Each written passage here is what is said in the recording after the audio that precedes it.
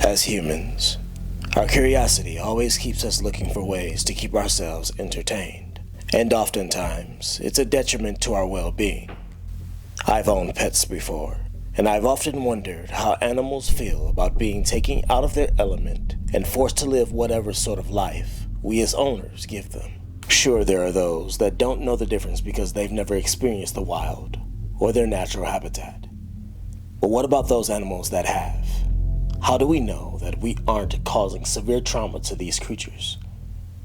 Today's episode is a perfect example of why this question should be considered a bit more heavily as we seek to house animals for our own entertainment that are otherwise meant to be in their own natural habitat. SeaWorld is known as one of the top American theme parks in the United States, and since its opening has spawned several other chain locations. But in the early 90s, a trio of horrific events would shake up the aquatic tourist attraction in what has now become known famously as the tragedies of Tilli the killer whale.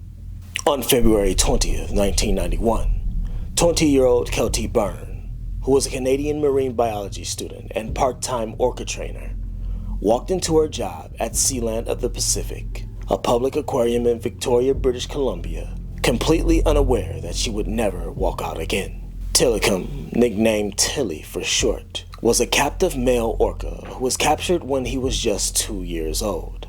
An orca is the largest dolphin species within the family of dolphins and can deliver babies who are close to 8 feet in length and already 350 pounds at birth. Originally captured in Iceland in 1983, Tilli spent a year inside of a tank at a zoo before he was then transferred to Sealand of the Pacific in Canada. At Sealand, he lived with 2 older female orcas named Haida 2 and Nootka 4. Many of the staff there often observed that the older female orca behaved aggressively towards Tilli, which eventually forced them to keep him in a smaller medical pool for his protection. Kelty, who was known as a competitive swimmer, had been working with all 3 of the orcas at Sealand to earn extra money. And on February 20th, 1991, she was working a shift when she reportedly slipped and fell into the whale pool with all 3 of the adult orcas. According to witnesses nearby, they didn't realize exactly what had happened until full panic had set in on Kelty's face. They could see her eyes widened as she fought her way to the surface, but it was likely that at this point, Kelty realized that Tilli had grabbed onto her lower leg and was now dragging her underwater. They reported that Kelty was able to surface a few times before they heard her scream out, "I don't want to die," before being dragged back down into the water's depths. Tilli was the largest orca in captivity, measuring almost 23 feet long and weighing about 12,500 pounds. According to the report, every attempt to rescue Kelty failed due to all 3 of the whales practically taking turns dragging her around the pool. One of the eyewitnesses, named Nadine Kalin, said for the next 10 minutes, the whales playfully batted the screaming Kelty Byrne about the pool, dragging her underwater as Sealand employees tried to get her out. She went up and down 3 times. They almost got her once with a hook pole, but they couldn't. The whales were moving too fast. Colin Baird, who trained Tilli, was called into work after the incident and told CNN they had a hard time getting to her. When I arrived, the police suggested that it was a body recovery and not a life-saving effort. And truly, that's what it became. Kelty Byrne drowned to death after being held underwater by the whales, who many believe considered themselves to be playing with Kelty. Most people can hold their breath comfortably for about 1 to 2 minutes before a serious need to intake oxygen. Professional swimmers with training may be able to extend that time by a minute or 2, depending. There are even recordings of freedivers who have been capable of holding their breath for as long as 10 minutes or more. The world record for breath holding is 22 minutes, which is currently held by 4-time world freediving champion Stig Severinsen. Even though Kelty was a well-trained and strong swimmer, it's likely the panic and realization of the danger she was in decreased whatever ability she had to hold her breath by several minutes and seconds. Even after she was believed to be unconscious underwater, Tilli refused to let her go. Her body was eventually retrieved from the pool with a large net, and her death was ruled an accident. As a result, Sealand was shut down, and all 3 of the orca whales were sold off, with Tilli being taken in at SeaWorld for the purpose of completing performance shows and breeding.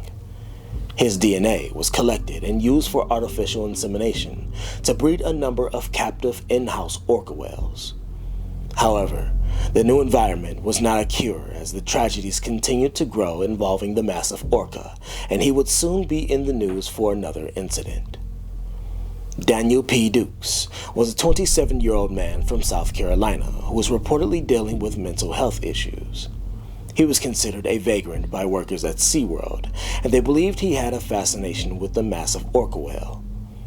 At some point throughout the night of July 6, 1999, Daniel was able to hide somewhere in the park and waited until closing to emerge from his hiding place, where he then made his way to the whale pool where Tilli resided. What exactly happened once he got there is a bit of a mystery, since SeaWorld claimed that they didn't have any active cameras in that area, but it is presumed that at some point, he climbed into the whale pool with Tilli. The following day, his body was discovered by the SeaWorld staff. He was draped over the backside of Tilli as he swam around the pool nonchalantly. SeaWorld maintained that it was a simple case of drowning that was the cause of Daniel's death. However, a coroner's report revealed that after being retrieved, they found that his corpse had been severely mutilated by the whale. SeaWorld would receive tons of backlash from this incident, as their response was mostly considered dismissive of the life of Daniel Dukes because of his status as a vagrant with mental issues. This case would also dredge up the previous incident involving Kelty Byrne, as the media frenzy became infatuated with what they now deemed as a whale with violent tendencies. This placed SeaWorld under the microscope of investigation and scrutiny. But unfortunately, this will not be the last tragic case involving Tilli. Dawn Branchaw, born on April 16, 1969, was a senior animal trainer at SeaWorld. She was the youngest of 6 children who set her sights on becoming a Shamu trainer after graduating from the University of South Carolina, with degrees in psychology and animal behavior. Away from work, she volunteered at a local animal shelter and was known to keep an array of animals at her home. Her history and experience working with orcas at SeaWorld Orlando covered a 15-year span and included a leading role in the revamped Shamu show, which was a show about a captive orca named Shamu. Even after Shamu died, the name was kept and adopted by other shows to continue the legacy of the famous orca. By all accounts and merits, she was the crown poster girl of SeaWorld and was featured on several billboards throughout the aquatic theme park. In the year 2000, she appeared on a show where she talked about staying fit in order to deal with the intense labor of working with orcas. She ran marathons, cycled, and lifted weights regularly to stay in shape for her role as an orca trainer. On February 24th, 2010, Dawn performed a show with Tilli called Dine with Shamu. In this setting, guests would be seated poolside in an open-air restaurant while eating dinner and watching Tilli perform for them, and also be fed. As part of the end of the show routine, Dawn was lying with her face next to Tilli's on what is called a slide-out. A slide-out is a simple platform submerged about a foot or so into the pool. As she rubbed his head, something horrifying happened. In the blink of an eye, the massive orca grabbed Dawn by her ponytail with its mouth and yanked her from the platform and into the pool. This happened so quickly that many of the patrons didn't see it at first.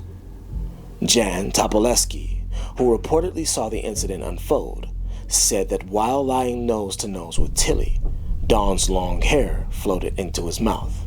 He said she watched as Dawn tried to free herself, which caused him to hit the panic button, but by the time he turned around, the 5'1" Dawn was nowhere to be seen.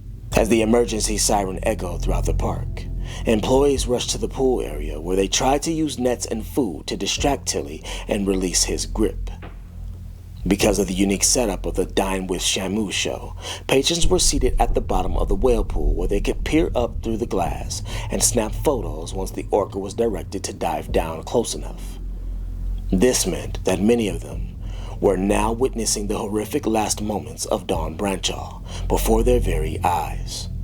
CCTV footage from the park showed Dawn being dragged into the water at 1:38, and by 1:43, Tilli was seen swimming around with her lifeless body in his mouth. From patrons' viewpoint, they could see Dawn frantically fighting to get free from Tilli's jaws and fight her way back up to the surface for air, but the orca would not release her. Some of the witnesses claimed they saw Tilli violently shaking her body and carrying her around the pool with her arm and torso in its mouth, while others claimed they saw Dawn scrambling to get to the surface before Tilli swam straight towards her and hit her square in the chest. The witnesses also claimed that next, Tilli looped around and came back towards Dawn with his mouth open. He was swimming manically, only coming to the surface long enough to breathe before diving back into the pool to continue his assault. Reportedly, the more trainers tried to free Dawn, the more agitated Tilli became. It took nearly 30 minutes for them to retrieve Dawn's body, and when they did, the gruesome physical state of her body was hard to look at. She had been completely scalped by the whale, which the police report states that SeaWorld employees had to dive to the bottom of the pool to retrieve. Even after her body was removed, Tilli was reported to be antagonistic and appeared to make multiple attempts to get to her. As her body lay under a black tarp just 5 feet away from the wall, the report claims Tilli could clearly be seen at the edge of the pool, where he would lift himself up above the pool wall periodically. The entire incident was recorded by CCTV, and as a result of this incident and the others that came before it, a documentary called Blackfish was produced detailing the events and tragedies at the hands of Tilli. 6 years later, SeaWorld ended their orca breeding exercises, and eventually laws were put into place banning the cohabitation of trainers and orcas.